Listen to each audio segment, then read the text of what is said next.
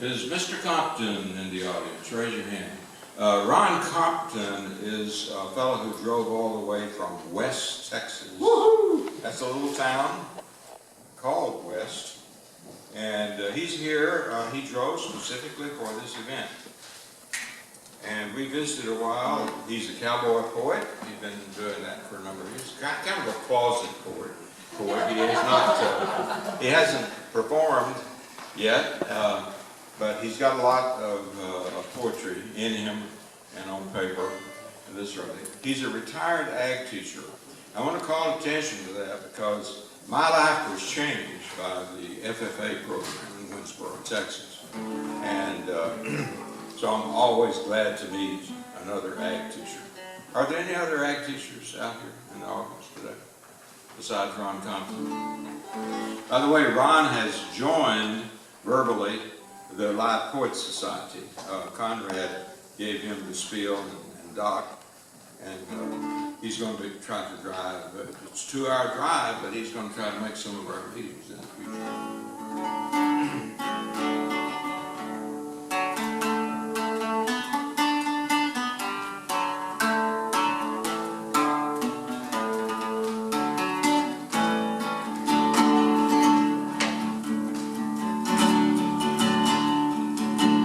My song as I ride along, just a happy roving cowboy, herding the dark clouds out of the sky, keeping the heavens blue.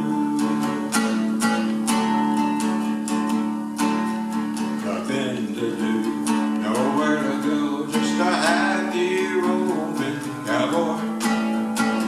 Let me ride that long trail to the end, where the skies are always blue.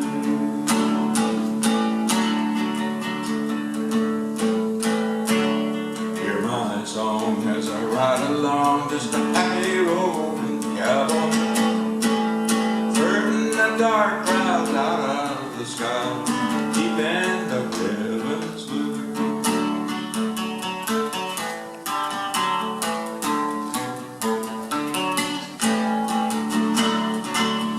Nothing to do, nowhere to go,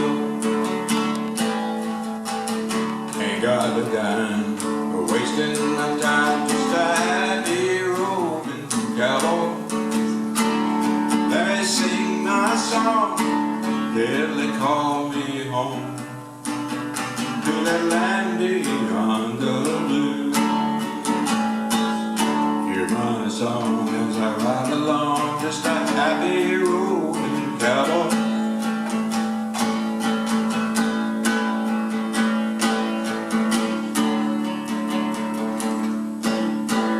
Herding the dark clouds out of the sky, keeping the heavens blue.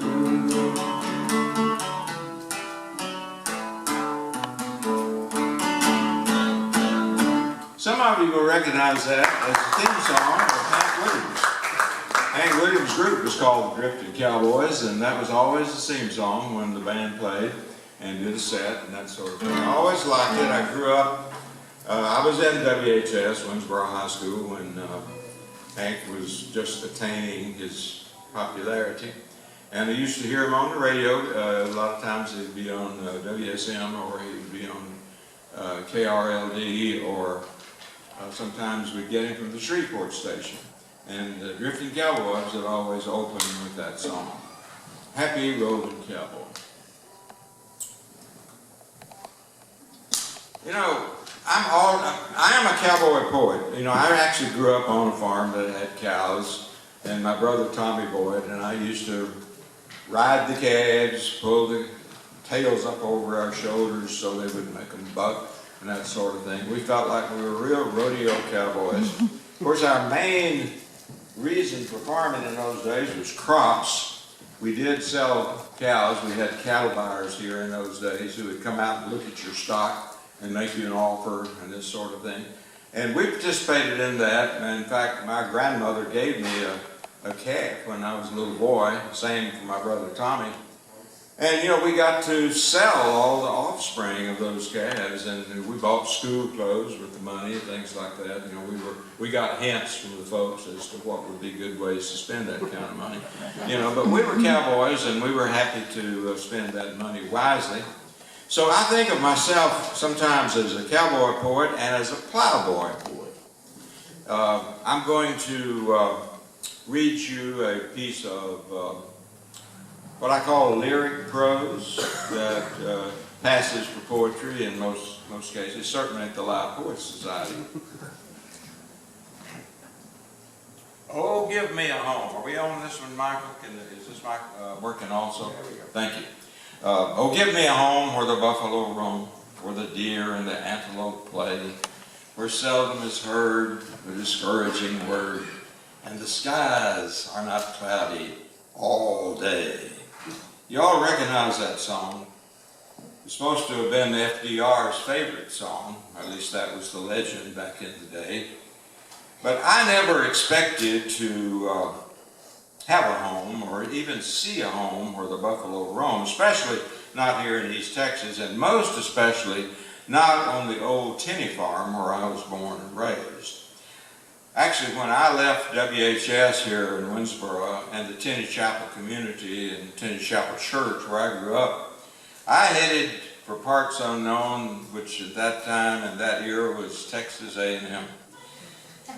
And I didn't know that I would return in 1997 to search for greener and more creative pastures. The same primal urge that had struck my maternal grandfather, Ambrose Tenney, more than a century earlier. Ambrose and I, each in our own tableau and each in our own time, experienced inner discovery and tectonic shifts of our paradigms, and the beckoning of our pastures, our creative pastures, little realizing that those pastures would eventually become the green grass of home. And here in December of 2006, when I wrote this little piece of lyrical poetry, I had really, I was struggling, I think, with what I think of as the rubric of retirement. I had spent 40 years with Farm Journal magazine, and retirement was a concept that really wasn't known by much of anybody in the Tenney Chapel community when I was growing up. Nobody retired. You know, people worked until they died. And but what happened was there was something called Social Security that was created somewhere around the time I was born, I think, and that was kind of the reason for people starting to talk about retirement at all, I think, and certainly it was something that I think in this area and in that era when I grew up, when people were first talking about retiring on some kind of a check. There was something called the old age pension check in Texas. I had a great aunt who idolized W. Leo Daniel when he was governor because he brought the old age pension check to Texas, and my great aunt was able to get about $50 a month out of that. You know, my grandmother couldn't qualify for that because she owned property. If you owned property, you couldn't get the old age pension. But then Social Security came along and changed everything for the better for the most part. Even today, though, I would say when I look back on those days, my brother Tommy and I, and I'd say all of the hard-scrabble farm youth in that era and that time, most of the time when we had spare time, the thing to do was to play cowboy, you know, and we wanted to be like Gene or Roy or Tex or Hoppy maybe, some of those who we had heard of or seen in the occasional movie that we might get to see. Even today, I know during my occasionally performed program of stories and songs that I call the Cowboy Way, which is a little verse and chorus tribute to what I think of as this standard guitar tuning in the key of G, and a tradition, tribute to a tradition that Gene Autry popularized as the Cowboy Code. I think every Sunday afternoon, most of us of my age at that time spent listening to the radio, a program called, no TV in those days, of course, listening to the radio, a program called Melody Ranch, in which Gene Autry hosted the program, and he sang songs like Back in the Saddle Again, and then he had a little drama program in which he whipped some of the bad guys and brought justice to whatever town he was in at the time.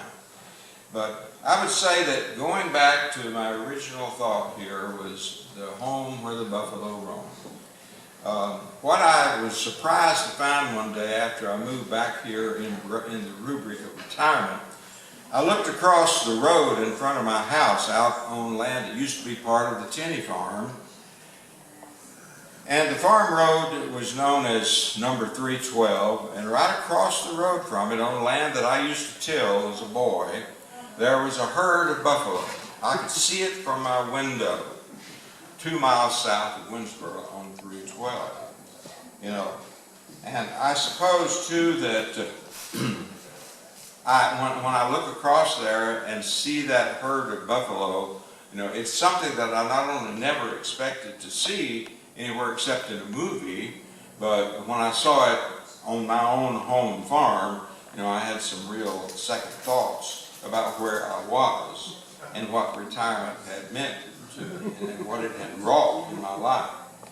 So, but if we think about it, I know that we're all influenced to some extent, as suggested in another verse of that song, where the Give Me a Home, where the buffalo roam. The name of it, of course, is Home on the Range. But there's a verse in there that says something like, the red man was pressed from this part of the West. You know, and all I can say about that is that that genocidal goal was accomplished in part by the white man's systematic extermination of the buffalo, which originally provided the red man with something called sustenance, something called shelter, and something called spiritual connection. And all that was taken away from the red man when the buffalo was exterminated. Then too, there is the equally unsettling knowledge that some Native Americans believed for a time in the supernatural return of the buffalo, that the buffalo would come back and that they would have their old life returned to them. That was a prerequisite actually to their earlier lifestyle, which was based on a kind of a relationship of a harmonious balance with nature. Imagine then my confused sensibilities, so to speak, for the first time through the window of my house, and I saw those buffalo roaming out there on the old Tenney farm.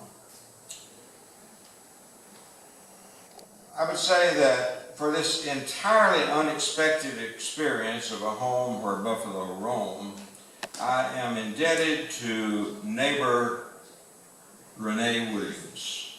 Renee's not in the audience, is she? No. Renee recently offered me a tour of the buffalo herd.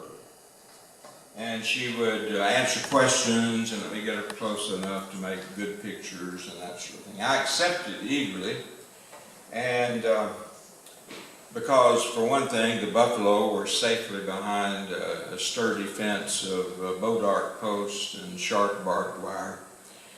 I was grateful for the opportunity to see these majestic animals up close and to ask her some questions about what the difference was between these Native American animals and just what most of us think of as domesticated farm stock. So Renee said, well, Joe Dan, it's like the difference between Andy Griffith and John Wayne. You know, as a matter of fact, said that the buffalo have absolutely no reason to fear humans, so they don't. And so you can imagine that anytime a buffalo charges or does anything that might cause real damage, that it has been in some way spooked or in some way provoked, would be the right word, she said. And said that's kind of like most of the characters in John Wayne movies. You let them alone and they'll let you alone. But if you spook them or provoke them, they're on your back pretty quick.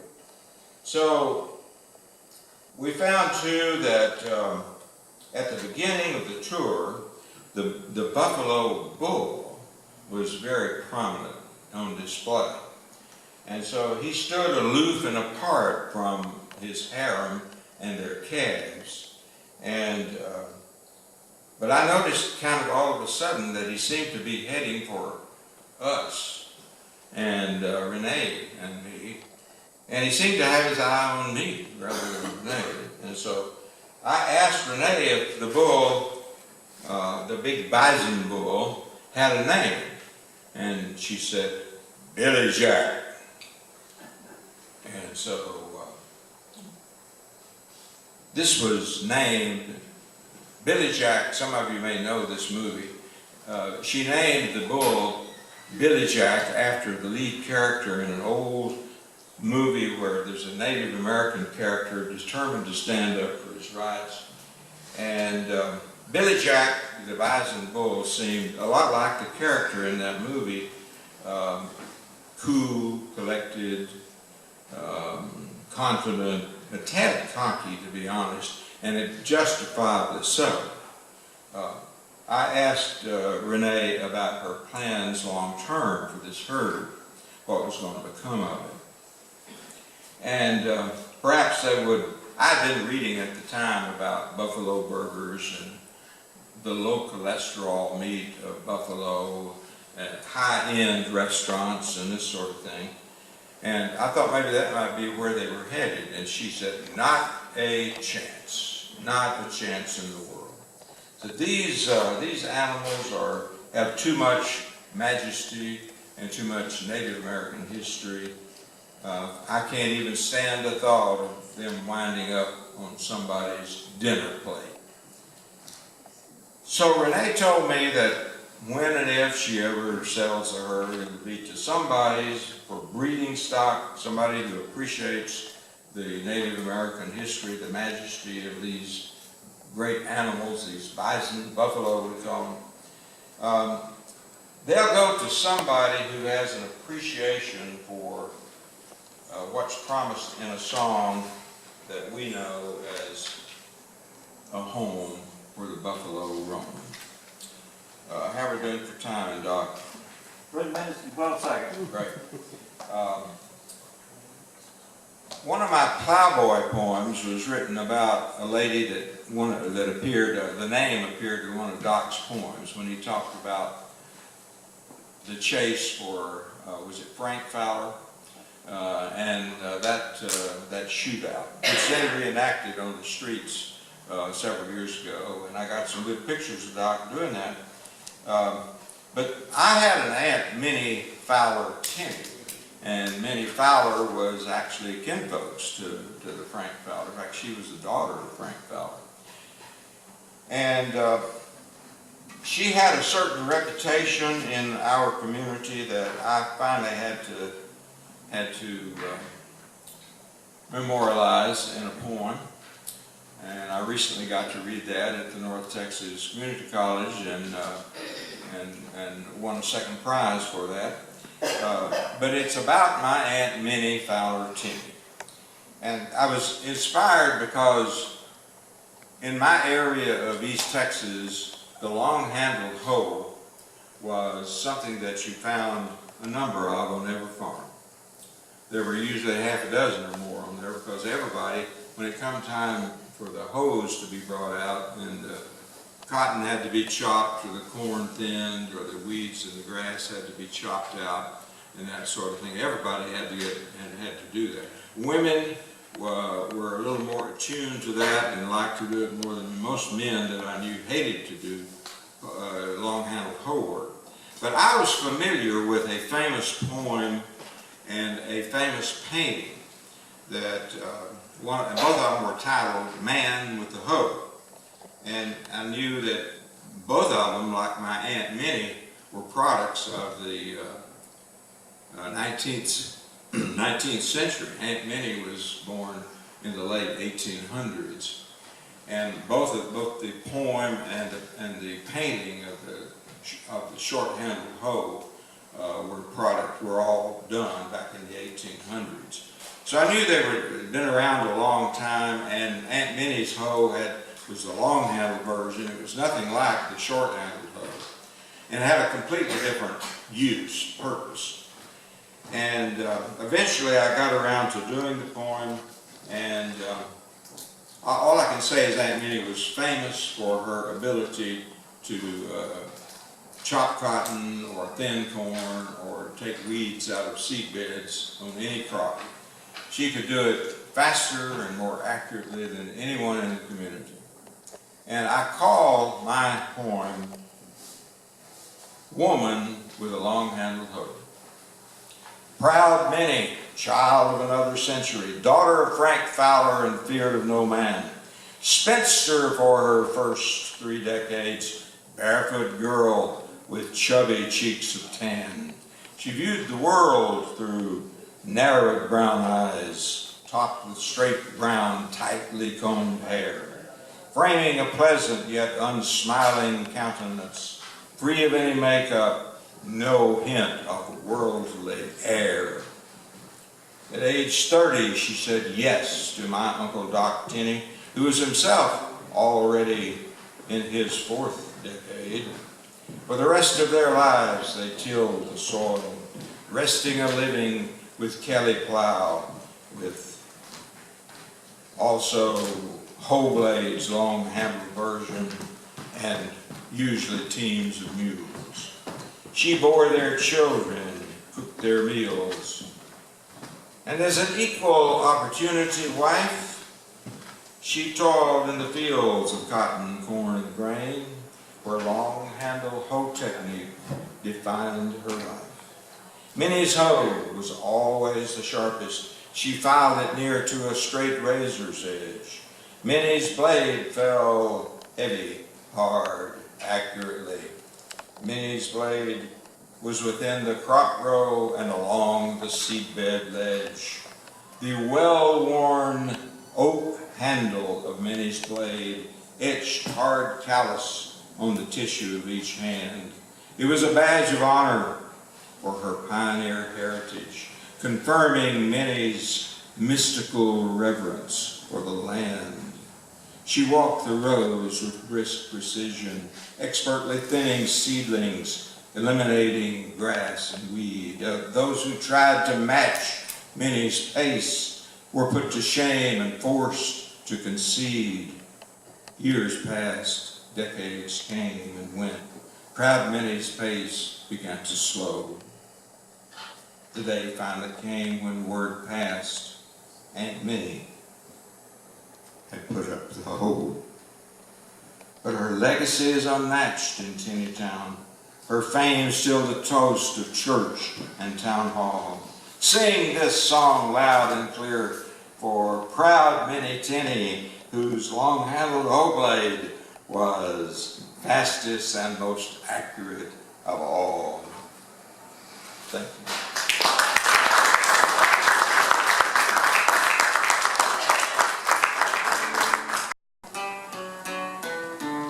It's about a young couple.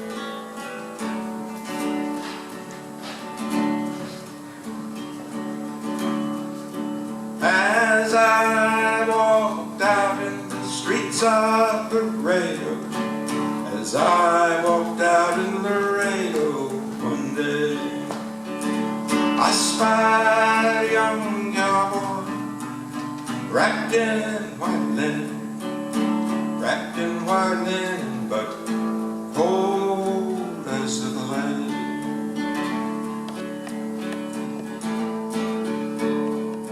I see by your outfit you are a cowboy. These words he did say as a boldly walked by. Come sit down beside me and hear my sad story. I'm a young cowboy, I know I must die.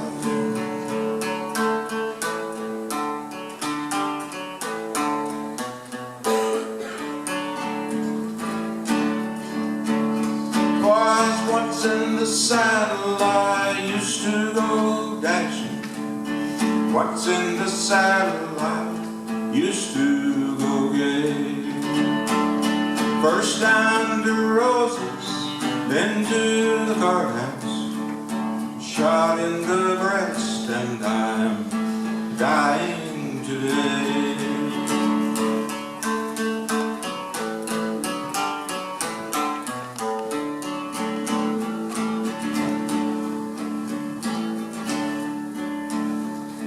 Yet 16 gamblers to carry my coffin, 6 pretty maidens to sing me a song. Take me to the graveyard, there lay the sod old king. I am a young cowboy, I know I've done wrong.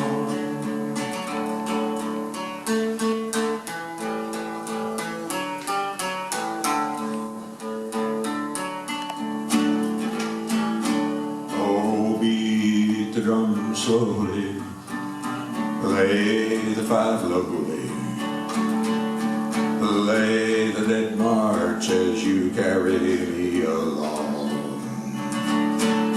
Put bunches of roses all over my coffin, roses to deaden the clods as they fall.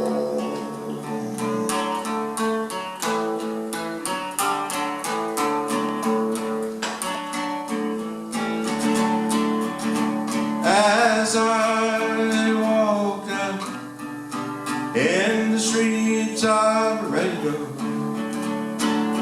I gave a wild whoop as I waved you along. For you are a young cowboy, and this has been your song. Yes, you're a young cowboy, and this has been your song.